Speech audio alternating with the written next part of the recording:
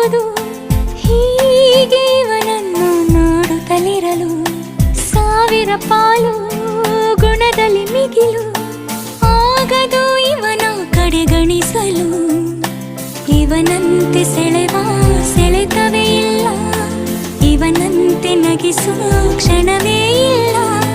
ಕರುಣೇಲಿ ಕರ್ಣನ ಹೋಲುವನು, ಬುದ್ಧಿಲಿ ಚಾಣಕ್ಯನೇ ಇವನು, ಸ್ವಾರ್ಥಾನೆ ತಿಳಿಯ